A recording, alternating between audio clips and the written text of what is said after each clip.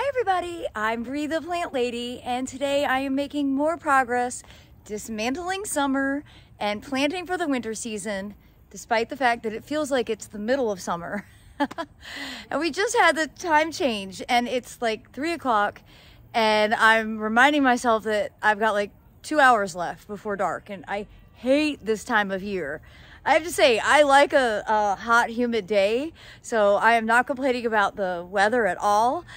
But I'm just dreading it being dark so early.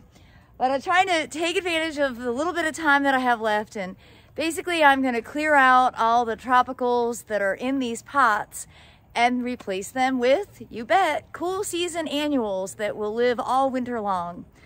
This is like ripping a serious Band-Aid off because the fire pit bed has been my absolute favorite place all summer long.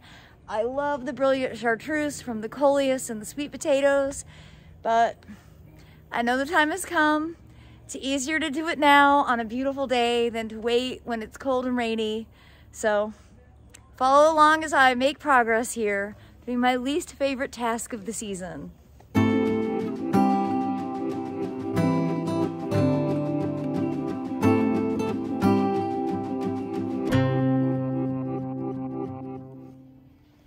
Well, these have certainly proven to take a significant amount of energy from this slightly fluish lady gardener here. Got this one emptied with Reginald's help. That just has a rose in it. This is a rose from Proven Winners, whose name totally escapes me right now. And I'm always debating on whether I should cut it back or not, because you can see it's vicious. But for now, it's fine. I might decide later on, maybe in the spring, give it a hard cut back, which will also be fine. This pot here, which has currently an eggplant in it, I think also has some sweet potato tubers in it. So I need to turn it over. But I have to summon the strength. Because that actually might be beyond my capacity today. And same thing goes with this one. There was a sweet potato vine in here. I have a feeling if I turn this over, I hate to dump out the soil, but I can dump the soil out right into this bed where I just need a weed and it won't be wasted. I don't get rid of my soil season by season unless a plant died of disease, and none of the plants had any problems in these pots. So unless they're so root bound that you can't like dig in your hands and loosen it, so you can see this soil is fine. I'm going to top dress with some fresh soil cube, and then I'm going to get that replanted for the winter. This one and its matching pair here, I think I need to turn both of these over into this garden here.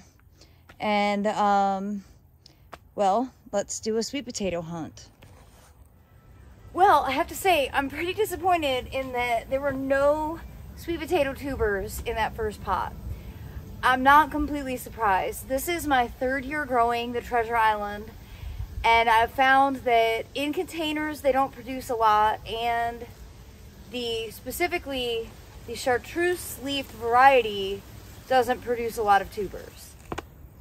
All right, decided I earn a seat. So for these pots, I've got 4 big pots. I think these are about 7 gallon. Bought all these containers from Lowe's a number of years ago. Been growing in them for years. They're really quite outstanding. I've decided this year I'm gonna do more tulips, just like the ones that I did in yesterday's video that kind of are at flanking the entranceway to the fire pit. These I also just got from Aldi. And with those, I'm gonna do a clump of barley, and I wanted to show you how the seed packets that I've been selling, so if you purchased seed from me this fall, how exactly to sow it, how far it goes.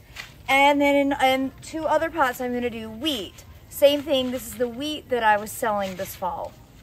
Remember, I only sell seeds at in-person events, no mail order. I'm also going to add some cauliflower. And then just to top it off, some beautiful violas that will perform all winter. And remember, I always do violas instead of traditional pansies because pansies don't tend to actually make it through the entire winter here in Zone 7, Central North Carolina, but violas do. Violas are smaller flowered, but much more vigorous and more tolerant of our temperature extremes. So always look for these when you're shopping. And don't get dazzled by the giant blooms because these will last the whole winter season. All right, so because this pot isn't completely filled with soil, I'm gonna go ahead and I think I'm gonna do, let's see, I've got 25 bulbs, so I guess I'm gonna do 7 in each pot approximately. I'm gonna concentrate these more towards the front half because the back is where I'm gonna do the barley in this pot. And then the front section is where the violas and cauliflower will go. 7, all right. And again, you can do any kind of bulb in a pot. I'm doing tulips because I really can't grow them in the ground.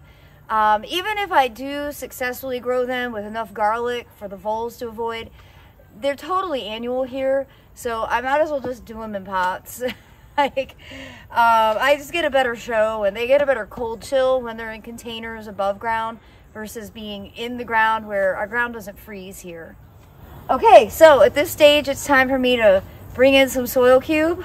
I'm gonna muster the energy, and then I'll show you how to get the rest of this pot planted. All right, so I have tulips in both of these pots. I've got some fresh soil, beautiful soil cube. And I'm gonna start with the seed.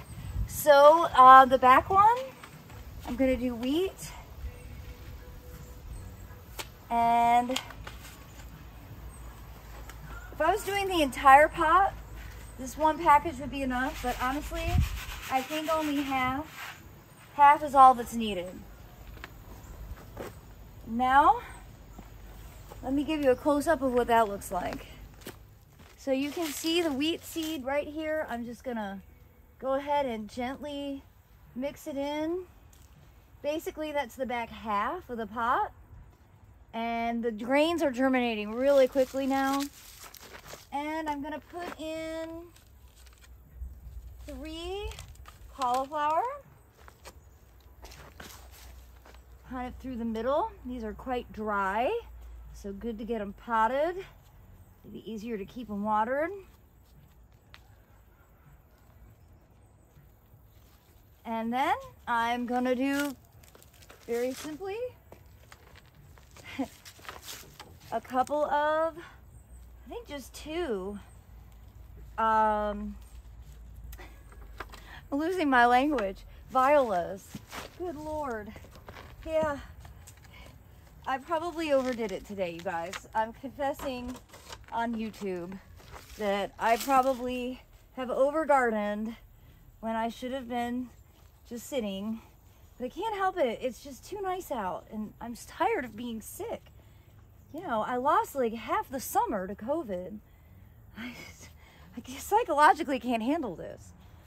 Okay, so essentially that's it for this pot. However, wait till the end. I'm going to show you one extra trick for top dressing to help avoid animals from digging in.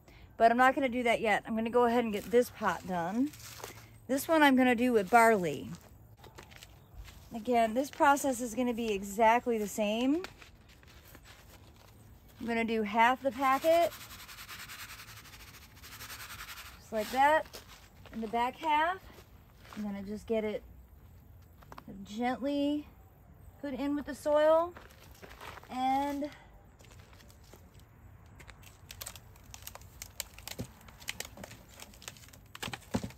I think I won't do any other vegetables. I'm just gonna do a bunch of violas. I might get a couple different colors of violas, actually. That's exactly what I'll do. I'll make it a little more interesting. So, not so monochromatic. Let me go see what else I have. Okay, well, I didn't do anything very dramatic. I added a single yellow to each, and I put a cauliflower in there. But I know these are gonna look cool once the grains pop up. Now, to replicate it on the other side. Now, I'm just gonna essentially do the same thing. Remember what I did? I did barley here,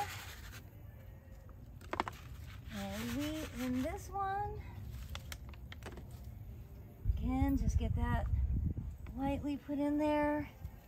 And I did just one.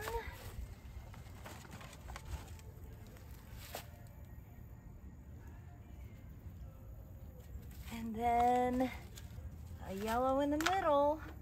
Nothing too creative here.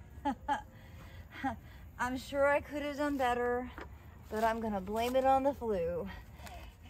Now, before I give you my ultimate tip for dealing with squirrels, because everybody asks, first of all, I want to give these a handful of this Dr. Earth.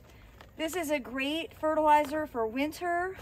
It is 463. The reason I like it is a higher phosphorus than nitrogen. Remember, 463, that's NPK, nitrogen, phosphorus, and potassium. And for winter season, I always look for lower nitrogen rates. And I'm basically just gonna cover the entire pot with this. This works very much just like plant tone or holly tone. I think it's equally good, and it's a better price point, so that's why I've started using it. It's available everywhere. So I'm just gonna apply this to these other pots, and then I'm gonna give you my ultimate trick for how to, I think, relatively successfully keep those squirrels from digging in your pots. All right, now for the big finale. How to keep squirrels from digging in your pots. Well, if you're not familiar with this product, I hope you'll look it up. This is Permatil. This is actually a North Carolina product. It's expanded slate, and it's really a remarkable thing. It was originally introduced to kind of break up hard pan clay, and then it was realized that it holds warmth, so you can integrate it and use it as a mulch to create a microclimate. It was also realized that the sharp edges help prevent in-ground animals from eating roots. Like, all these layers of utility. Most recently, it's one of the integral aspects of soilless substrates for environmental design. So for rain gardens and other big kind of infrastructure, urban infrastructure projects, Permatil is being utilized.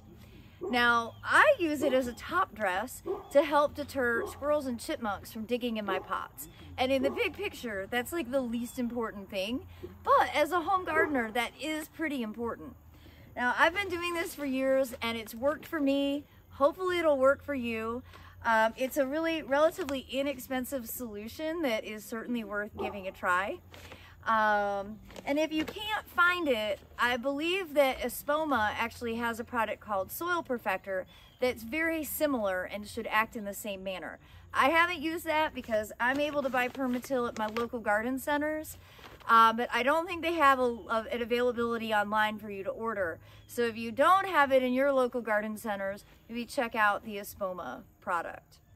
All right, I am just going to get all of these pots top dressed, and then I'm going to get them watered in, and I will have this off of my to-do list. I sure hope you'll be inspired to create some winter interest foodscape containers for yourself. Thank you so much for watching, everybody.